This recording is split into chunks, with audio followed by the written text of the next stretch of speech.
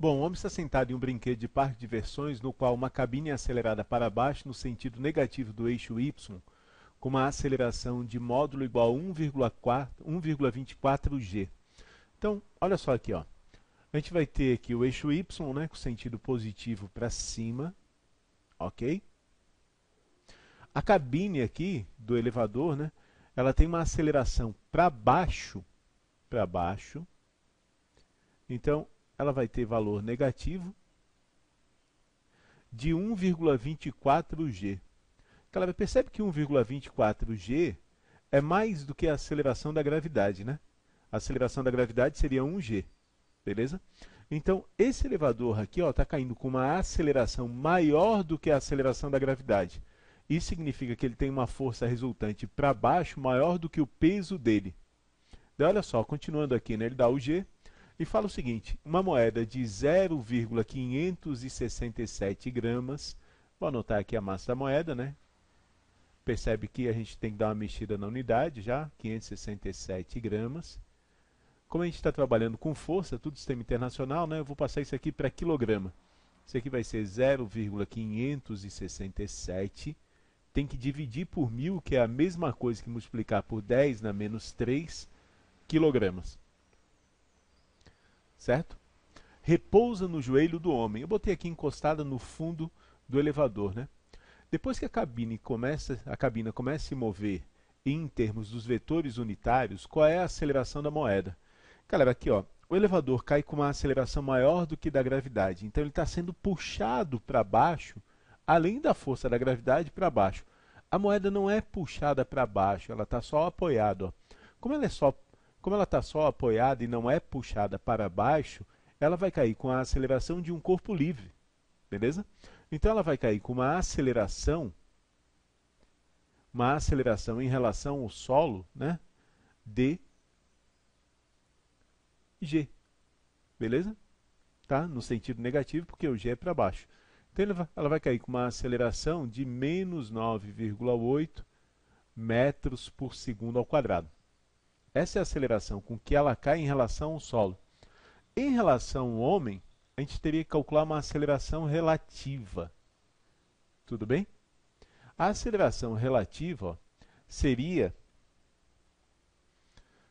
ó, a aceleração da moeda em relação ao solo, tá ok? Que a gente calculou na letra A.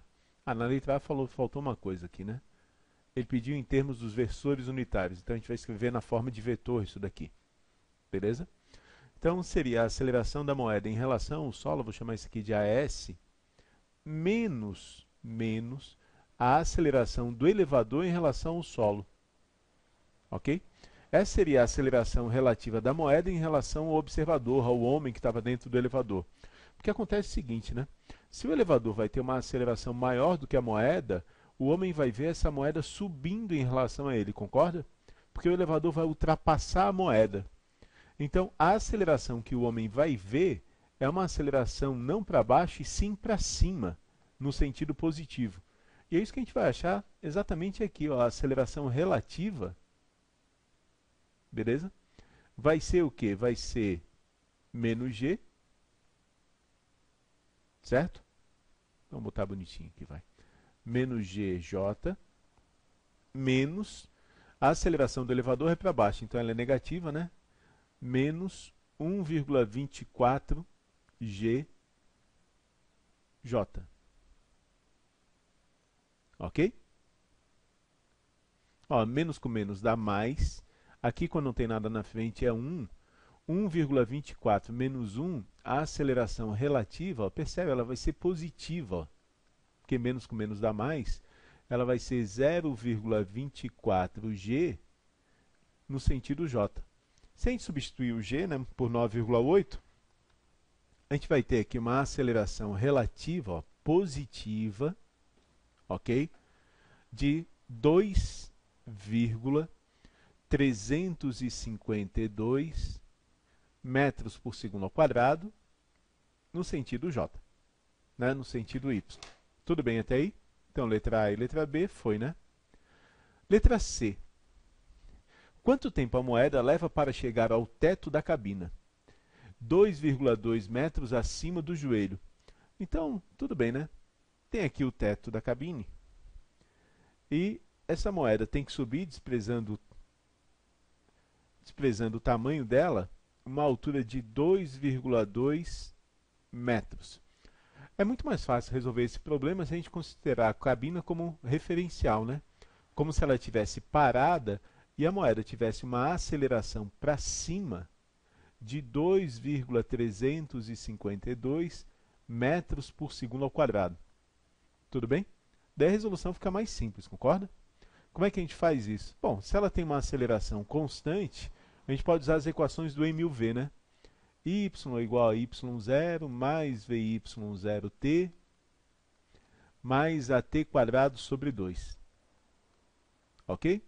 Fazendo de conta que o elevador está parado, a gente pode considerar esse ponto aqui como sendo a altura 0, esse ponto final como a altura 2,2. Então, y final é 2,2, y inicial é 0, vy inicial é 0, a aceleração vai ser 2,352 t quadrado sobre 2. Galera, um pouquinho de espaço aqui, vamos. Enquanto isso, vai lá dar uma curtida no vídeo, porque é importante isso, né? Aqui a gente tem que fazer o quê? Passar o 2 multiplicando, esse cara aqui dividindo e tirar a raiz. Galera, fazendo essa conta aqui, a gente vai achar um tempo de... Ó, qual é a conta?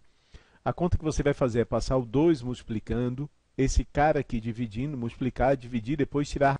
Isso vai dar aproximadamente 1,37 segundos. Ok? Letra D. Qual é a força que está submetida à moeda? Bom, como a moeda está livre, né, a única força que atua sobre ela é o peso dela para baixo. Concorda? Então, a força que vai estar submetida à moeda, na letra D, é simplesmente o peso dela. Ok? Que vai ser M vezes G. Certo? Então, o peso dela vai ser a massa que a gente tinha visto antes, eu já coloquei aqui embaixo, ó, 0,567, 0,567 vezes 10 na menos 3, vezes o peso, o G negativo, né? 9,8 metros por segundo ao quadrado, em J. Porque ele manda sempre em relação aos vetores unitários, né? Então a gente tem que botar os vetorzinhos ali. Ok? Podia botar no final também, né? Agora é só multiplicar esse cara aqui por 9,8 e eu vou ter o seguinte. Aproximadamente, ó, 5,56 negativo, né? 5,56 vezes 10 na menos 3 newtons no sentido YJ, então, né? Beleza? E letra E. A força aparente a que está submetida a moeda do ponto de vista do homem. Bom, do ponto de vista do homem, né? Se ele não soubesse que ele estava caindo, sendo puxado para baixo, ele ia achar estranha essa moeda subir do colo dele sozinha, né? Aparentemente ia ter uma força resultante puxando ela para cima, concorda? Se tivesse uma força resultante puxando ela para cima, quanto que essa força resultante valeria?